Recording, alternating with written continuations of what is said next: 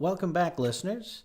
I hope you had a lovely weekend. I decided to take a small break from reading over the weekend, but I'm back now and ready to press on with my reading of Sir Arthur Conan Doyle's A Study in Scarlet. And today we'll be picking up where we left off with Chapter 5, Our Advertisement Brings a Visitor.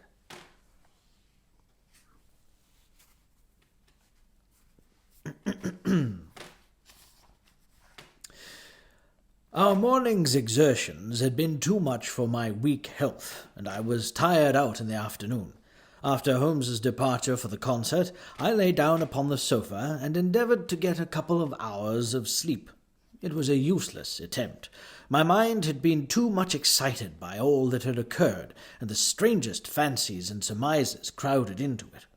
Every time that I closed my eyes, I saw before me the distorted baboon-like countenance of the murdered man. So sinister was the impression which that face had produced upon me that I found it difficult to feel anything but gratitude for him who had removed its owner from the world. If ever human features bespoke vice of the most malignant type, they were certainly those of Enoch J. Drebber of Cleveland. Still, I recognized that justice must be done. They were certainly, and that the depravity of the victim was no condonement in the eyes of the law. The more I thought of it, the more extraordinary did my companion's hypothesis that the man had been poisoned appear. I remembered how he had sniffed his lips, and had no doubt that he had detected something which had given rise to the idea. Then again, if not poison, what had caused the man's death, since there was neither wound nor marks of strangulation? But on the other hand, whose blood was that which lay so thickly upon the floor? There were no signs of a struggle, nor had the victim any weapon with which he might have wounded an antagonist. As long as all these questions were unsolved, I felt that sleep would be no easy matter, either for Holmes or myself. His quiet, self-confident manner convinced me that he had already formed a theory which explained all the facts, though what it was I could not for an instant conjecture. He was very late in returning, so late that I knew that the concert could not have detained him all that time. Dinner was on the table before he appeared. "It was magnificent," he said as he took his seat. "Do you remember what Darwin says about music?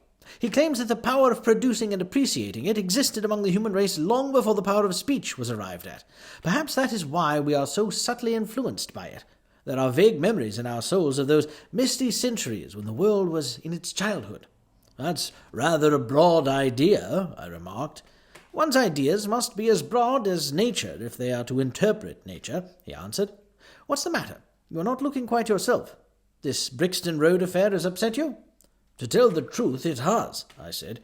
"I ought to be more case-hardened after my Afghan experiences, but I saw my own comrades hacked to pieces in my want without losing my nerve." "I can understand. There is a mystery about this which stimulates the imagination. Where there is no imagination, there is no horror. Have you seen the evening paper?" "No." "It gives a fairly good account of the affair. It does not mention the fact that when the man was raised up, a woman's wedding ring fell upon the floor. It is just as well it does not." "Why?" "Look at this advertisement," he answered. "I had one sent to every paper this morning immediately after the affair."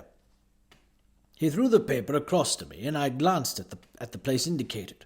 It was the first announcement in the Found column. "In Brixton Road this morning," it ran, "a plain gold wedding ring found in the roadway between the White Hart Tavern and Holland Grove. Apply Dr. Watson, 221B, Baker Street, between 8 and 9 this evening." "Excuse me using your name," he said. "If I used my own, some of these dunderheads would recognize it and want to meddle in the affair." "That's all right," I answered. "But supposing anyone applies? I have no ring." "Oh, yes, you have," he said, handing me one. "This will do very well. It is almost a facsimile." "And who do you expect will answer this advertisement?" "Why, the man in the brown coat, our florid friend with the square toes. If he does not come himself, he will send an accomplice." "Would he not consider it too dangerous?" "Not at all. If my view of the case is correct, and I have every reason to believe that it is, this man would rather risk anything than lose the ring. According to my notion, he dropped it while stooping over Drebber's body and did not miss it at the time. After leaving the house, he discovered his loss and hurried back, but found the police already in possession, owing to his own folly in leaving the candle burning.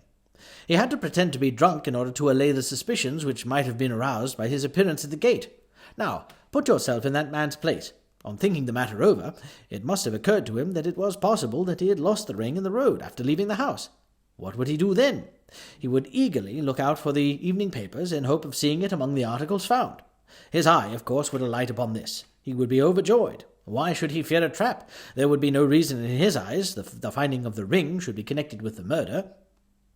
He would come. He will come. You shall see him within an hour. And then? I asked. Oh, you can leave me to deal with him then. Have you any arms? Well, I have my old service revolver and a few cartridges. You had better clean it and load it. He will be a desperate man, and though I shall take him unawares, it is well to be ready for anything. I went to my bedroom and followed his advice. When I returned with the pistol, the table had been cleared, and Holmes was engaged in his favourite occupation of scraping upon the violin. "The plot thickens," he said, as I entered. "I have just an answer to my American telegram. My view of the case is the correct one." "And that is?" I asked eagerly. "My fiddle would be the better for the new strings," he remarked. "Put your pistol in your pocket. When the fellow comes, speak to him in an ordinary way. Leave the rest to me. Don't frighten him by looking at him too hard." "It is 8 o'clock now," I said, glancing at my watch. "Yes, he will probably be here in a few minutes. Open the door slightly. That will do. Now, put the key on the inside. Thank you. This is a queer old book I picked up at the stall yesterday. De Jure Inter Gentis, published in Latin at Liege in the Lowlands in 1642. Charles's head was still firm on his shoulders when this little brown-backed volume was struck off. Who is the printer? Philippe de Croix, whoever he may have been. On the fly-leaves, in very faded ink, is written Ex Libris Gulielmi White. I wonder who William White was. Some pragmatical 17th-century lawyer, I suppose. His writing has a legal twist about it. Ah, here comes our man, I think." As he spoke, there was a sharp ring at the bell. Sherlock Holmes rose softly and moved his chair in the direction of the door. We heard the servant pass along the hall and the sharp click of the latch as he opened it. "Does Dr. Watson live here?" asked a clear but rather harsh voice. We could not hear the servant's reply, but the door closed and someone began to ascend the stairs. The footfall was uncertain and shuffling one. A look of surprise passed over the face of my companion as he listened to it. It came slowly along the passage, and there was a feeble tap at the door. "Come in," I cried. At my summons, instead of the man of violence whom we expected, a very old and wrinkled woman hobbled into the apartment.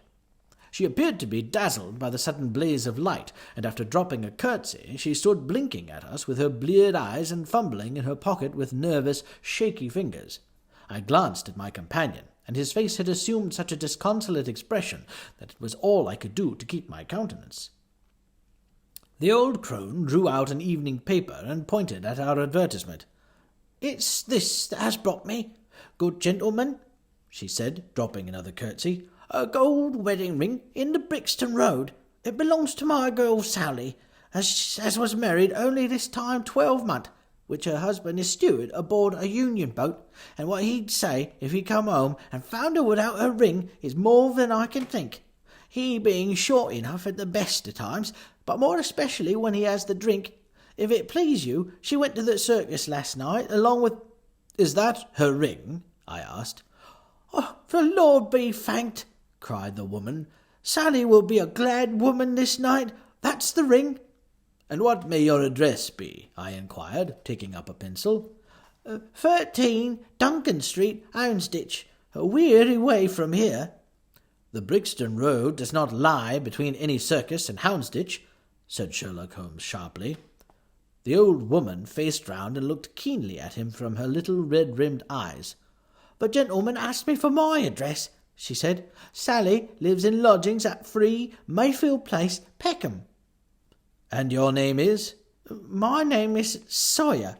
Hers is Dennis, which Tom Dennis married her, and a smart clean lad too, as long as he's at sea, with no steward in the company more thought of. But when on shore, what with the women and what with the liquor shops—" "Here is your ring, Mrs. Sawyer," I interrupted, in obedience to a sign from my companion. "It clearly belongs to your daughter, and I am glad to be able to restore it to the rightful owner."